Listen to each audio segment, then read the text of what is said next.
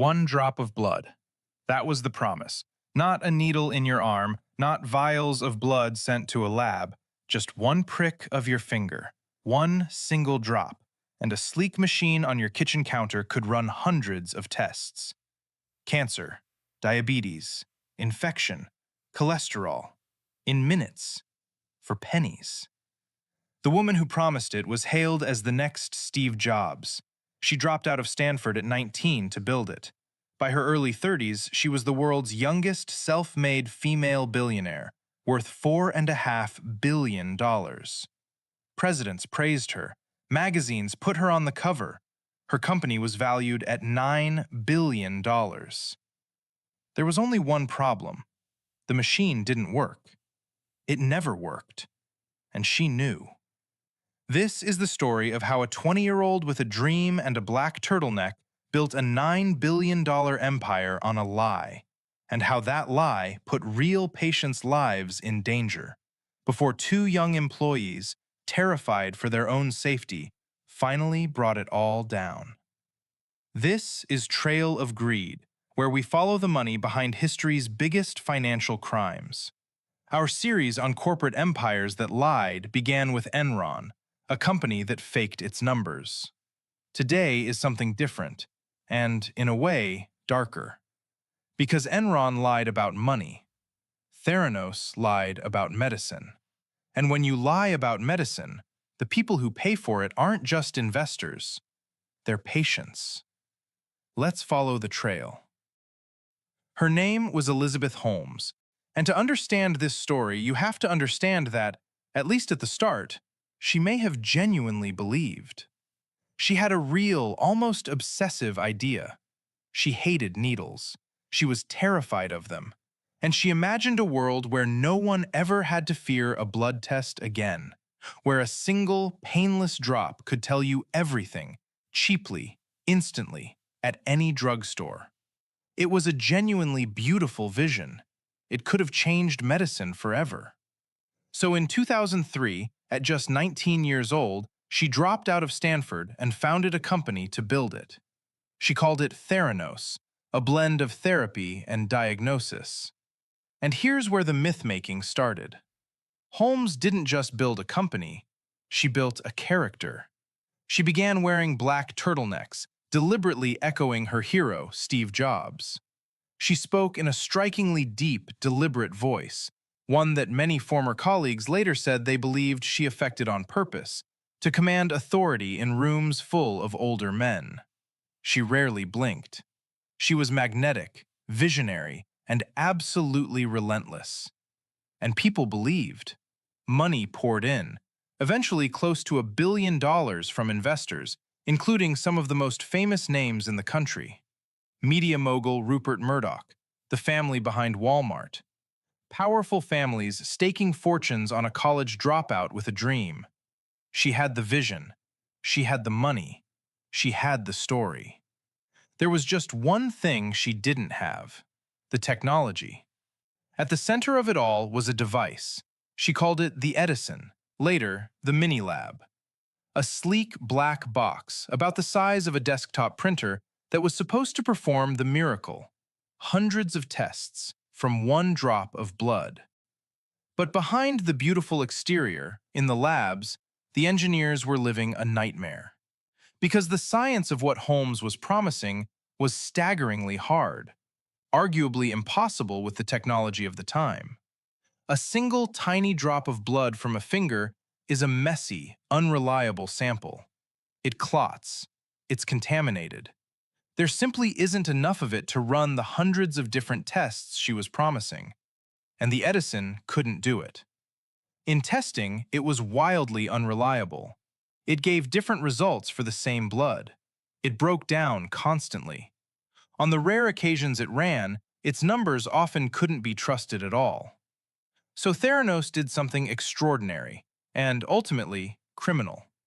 To hide that its miracle machine didn't work, the company secretly bought ordinary, commercially available blood testing machines, the same kind hospitals already used, made by companies like Siemens.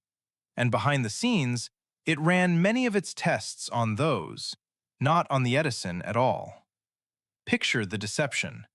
Investors and reporters would be shown the gleaming Edison, the revolutionary invention. Meanwhile, in a back room, the actual blood was being tested on the very machines Theranos claimed to be making obsolete. And to run those standard machines on Holmes's tiny finger prick samples, they had to dilute the blood, which made the results even less reliable. Now, a company can fail. Technology can fall short. That's not a crime. It becomes a crime the moment you know it doesn't work, and you sell it anyway, to people whose health depends on the answer. And that's exactly what came next. Because Theranos didn't keep this in the lab. In 2013, the company launched its blood tests to the public, inside Walgreens pharmacies, real wellness centers, in real drugstores, where ordinary people could walk in off the street, get a finger prick, and receive results about their actual health. Stop and feel the weight of that. Real patients, pregnant women, cancer patients, people managing serious conditions, walked into a Walgreens, trusted this technology with their blood, and walked out with results. And those results were often wrong. People were told they might be having a miscarriage when they weren't. Patients got false readings on serious conditions. Some received alarming results that sent them to the emergency room in a panic, over numbers a broken machine had essentially made up. Others got dangerously reassuring results when something might truly have been wrong. And who was vouching for all this? Look at the board Holmes had assembled. Former Secretary of State Henry Kissinger, a future Secretary of Defense, General James Mattis, former senators, titans of American power, lending their names and their credibility to a 20-something in a black turtleneck. That was the genius and the horror of it. Who's going to doubt a company advised by a former Secretary of State? Who's going to question the next Steve Jobs? The reputations of powerful men became a shield, and behind that shield, the machine still didn't work. But inside Theranos, two young people were beginning to see the truth, and they were about to make a terrifying choice. Their names were Erica Chung and Tyler Schultz. Both were young junior employees, smart, idealistic people who had joined Theranos because they believed in the mission. And from the inside, they saw what the investors and the board never did. They watched failing quality control tests get ignored. They saw data that looked, to them, like it was being manipulated to make the Edison seem more reliable than it was. And they realized, with growing horror, that this wasn't a technical hiccup. Patients were getting results from a machine these two knew could not be trusted. For Tyler Schultz, it was almost unbearably personal, because his grandfather was George Schultz, a legendary former Secretary of State and a proud member of the Theranos board. Tyler was accusing the very company his own grandfather had staked his reputation on. Raising the alarm meant potentially betraying his own family. He did it anyway. And here is where you learn what Theranos really was. When these young employees raised concerns, inside the company and eventually to a journalist, Theranos did not thank them. It came after them. The company unleashed its powerful, aggressive lawyers. The whistleblowers were threatened with crushing lawsuits. They believed they were being followed by private investigators. Tyler Schultz's father later told a court that his son was so frightened of Theranos' surveillance that for a time, he slept with a knife under his pillow, genuinely afraid of what this company might do to silence him. Think about that. Not a spy thriller, a young lab worker in America so afraid of a blood testing startup that he armed himself in his own bed. That is the length Theranos went to protect the lie. But the whistleblowers had already reached the one person who could not be intimidated into silence. His name was John Carreyrou, an investigative reporter at the Wall Street Journal. In 2015, he got a tip that the miracle at Theranos might be a fraud, and he started pulling the thread. What followed was a genuine David and Goliath standoff. On one side, a lone reporter and a handful of terrified young sources. On the other, a $9 billion company, a founder beloved by the powerful, and one of the most aggressive legal teams money could buy. Theranos knew he was coming, and it fought viciously. The company threatened the newspaper. It pressured his sources. Holmes even went over the reporter's head, appealing directly to the powerful owner of the journal, Rupert Murdoch, who happened to be one of Theranos' biggest investors, with over $100 million on the line. And here's a detail that tells you everything. Murdoch, facing the choice between protecting his enormous investment and letting his own newspaper print the truth, declined to interfere. He let his journalists do their job, even as it threatened to vaporize his own money, which eventually it did. On October 15, 2015, John Carreyrou published his story. It laid out the secret, that Theranos was barely using its own famous device, that it ran most of its tests on ordinary commercial machines, and that its results were unreliable. Theranos denied everything. It called the reporting false. It threatened to sue.